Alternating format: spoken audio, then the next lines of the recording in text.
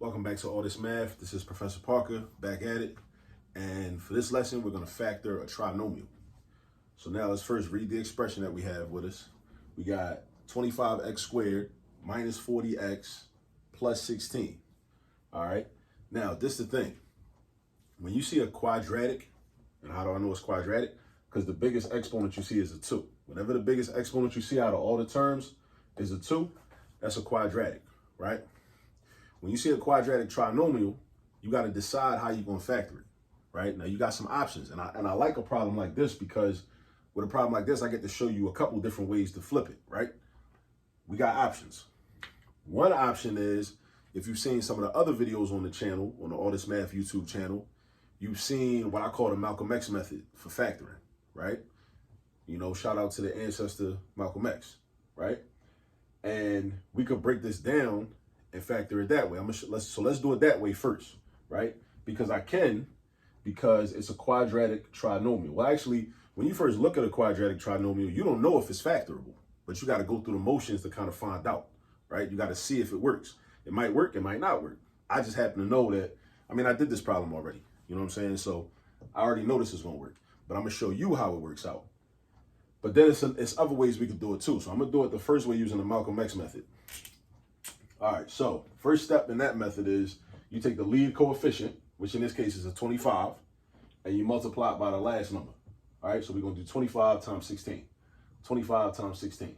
All right, so first write that down. We're going to do 25 times 16. Now, I'm going to do this mentally because even though off the top of my head from memory, I don't know what 25 times 16 is, right? Not from memory, but I do know what 25 times 4 is. I know that 25 times 4 is 100, right? And I also know that 4 goes into 16 4 times. So doing 25 times 16 is the same thing as doing 25 times 4 4 times. So if I do 25 times 4, that's 100. I do it again, that's another 100. Again, that's another 100. Again, that's another 100. That's 4 times. 100 plus 100 plus 100 plus 100 is 400. See? So you got to know how to kind of play with numbers. When you got, your multiplication facts down, you start to figure out other ways to come up with answers that don't even involve breaking out a calculator. So I know that this is 400, right? Because again, 25 times 4 is 100, and 4 goes into 16 4 times. So basically, we're doing 25 times 4 4 times. So that's going to be 100 plus 100 plus another 100 and another 100. It's not 100 times 100 and times 100 and times 100, because you got to remember, multiplication is just repeated addition. From elementary school, that's all multiplication is, repeated addition. All right, so that's going to be 400. So the next thing you do is you're going to rewrite this. Oh, my bad. You rewrite the expression without the 25. So I break it down like x. No, matter of fact, hold up. No, we don't do that. We don't do that. Hold up. I left out a part. Bear with me. Identify the middle term, coefficient. We'll call that b. So b equals negative 40, right? Now, we're going to rewrite this expression without the lead coefficient. So I got x squared minus 40x, and I'm going to switch this right here. This gets switched to 400. So the 400 goes in the place of that. All right, so now, check this out. We want to figure out two numbers, I call them magic numbers, that are factors of positive 400 and also add up to negative 40.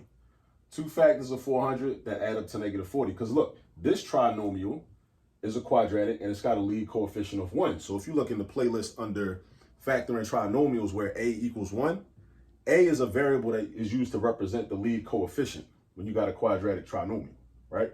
So when it's 1, all you got to do is think of, well, what's two factors of 400 that add up to negative 40? So again, you got to be nice with your multiplication facts, right? You got to have numeracy skills, right? So I just happen to know that the two numbers are going to be negative 20 and negative 20, right? Because negative 20 times negative 20 equals positive 400. And negative 20 plus negative 20 equals negative 40x, right? But now check this out. Because originally this was this expression with a lead coefficient that was not 1, what we're going to do is basically take this trinomial and stretch him out, right? We're going to stretch it out, right? So this is kind of like a variation of the Malcolm X method, because really, you know what? Actually, so you draw your X, right? You draw your X, and then because 25 times 16 gives you 400.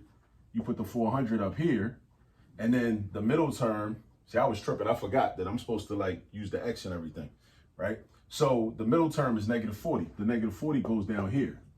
And then what you do is those two magic numbers, the factors of 400 that also add up to negative 40, they go on the left side and the right side of the X. So it's going to be negative 20 and negative 20.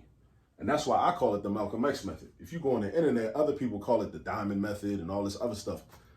I don't like calling it that. So I exercise self-determination, or Kuji Chakalia from the Nguzo Saba from Kwanzaa, and I decided that I'm going to call this the Malcolm X method, right? So 400, negative 40, these are your two magic numbers, negative 20 and negative 20. So we take these two numbers and then we take this trinomial right here. Actually, we go back to the original trinomial. Take the original trinomial and basically stretch it out. We basically stretch it out. So we're going to have this 25x squared minus, instead of the negative 40x, that's going to break up into negative 20x and negative 20x. Because that gives us an equivalent expression, except now we got 4 terms instead of 1, 2, 3. Plus 16. So now we can factor by grouping. So now again, what's the common factor of these first two terms? The common factor is 5x. So we got to understand how to find a GCF. 5x, right? Divide this by 5x, that gives me another 5x. Divide this by 5x, that gives me negative 4, right? Now over here, because this is negative, I'm going to treat this like I'm going to factor out the negative value. So the negative GCF, to the GCF of negative 20x and 16 is just negative 4.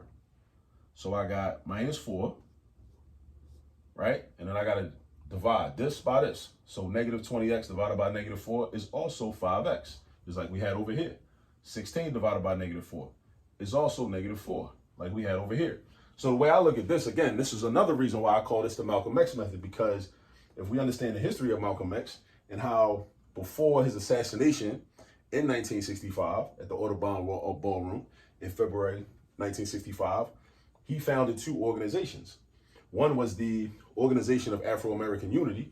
So that could be this. We could think of that as this right here, 5x minus 4, right? No, actually, I'm tripping. We can think of 5x as that. And he also founded the Muslim Mosque Incorporated, another organization. So we can think of that as negative 4, right? And then he's the common thread in both of those. So this is the same.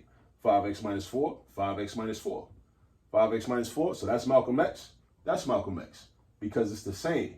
So each of these organizations, 5x and negative 4, right, are also, their common factor is Brother Malcolm, right? So now we got 5x minus 4 is the common factor, or our GCF out of these two terms. And then inside the parentheses, we got another 5x minus 4. And you might say, that's a coincidence, right? We got the same binomial. And if we multiply this out, we will get the original expression. Or we could write it as 5x minus 4 squared.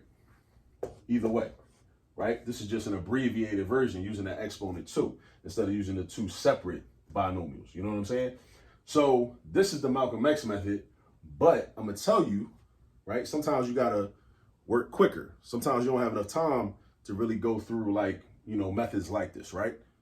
When I look at this expression from the beginning, I also recognize that it's a perfect square trinomial. And because I know it's a perfect square trinomial, I can apply what we can think of as like a shortcut, right? It's like a shortcut. Like when we're dealing with a perfect square trinomial, we don't have to do all of this, right? Even though this is cool. And if you like doing this method, that's cool. You know, you like using the Malcolm X method for factoring a quadratic trinomial, that's cool. But you don't have to do it. So dig this. Remember that this is the answer. This is the factored form. 5x minus 4 all to the second power, or 5x minus 4 times 5x minus 4. Remember that, because I'm about to erase this. All right? So I'm going to erase this. I'm going to erase this.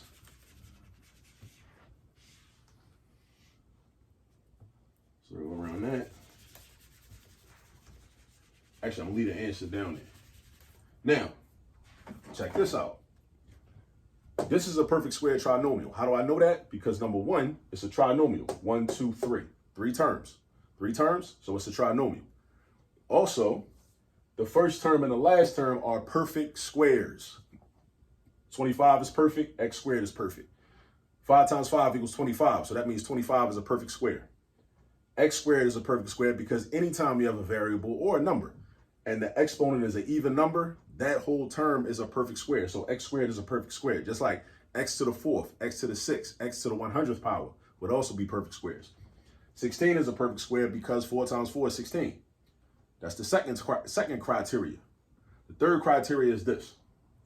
What would happen if I took the square root of this, which is 5x, and I took the square root of this, which is 4, and I multiply them together? That gives me 20x, right? And then I double that 20x, that gives me 40x, right? Is 40x equal to or the exact opposite of this right here? It's the exact opposite of negative 40x. It's the exact opposite. It's the exact opposite of negative 40x. So therefore, this is a perfect square trinomial.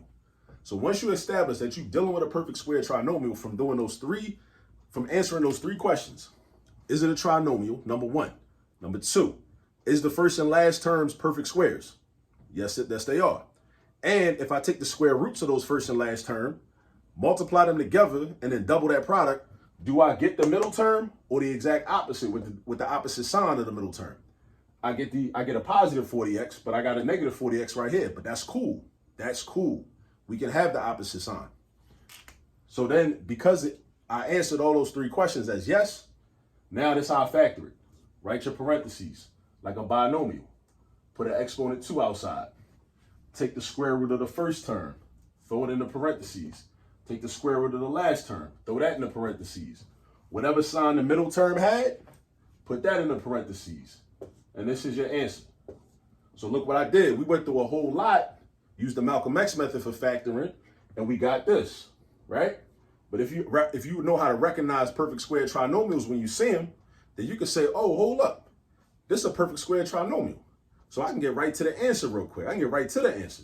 I don't got to do all of those steps and go through that entire process that we did at first. So that's why it's good to learn different methods, because once you learn different methods, then you can pick and choose which method you want to use, right, to get to the answer, because it's never just going to be one way to do a problem. There's always going to be multiple ways to answer a problem in math. And that's why it benefits you to know a lot of different methods. Know the different methods. You know what I'm saying? So look how we did. We got 5x minus 4 all to the second power. And we had 5x minus 4 all to the second power. Plus, this is a good way to check your work, too. If you could do a problem in 2 different ways, then that shows that, you know, that, and you get the same answer, then that's usually proof that you got the correct answer. You know what I'm saying? So definitely practice these. Practice factoring trinomials. Practice factoring quadratic trinomials. And do a whole bunch of them until you develop your muscle memory, your mathematical muscle memory. Also, make sure you're familiar with Macondo, Boukman-Dutty, Toussaint Louverture, Jean-Jacques Dessalines, you know, even some others that's not on the t-shirt, Henri Christophe, Cécile Fatiman, a lot of people that was involved in the Haitian Revolution. Make sure you're familiar with the Haitian Revolution, which lasted from 1791 to 1804. So make sure you down with that. Make sure you understand that history, that African history, right?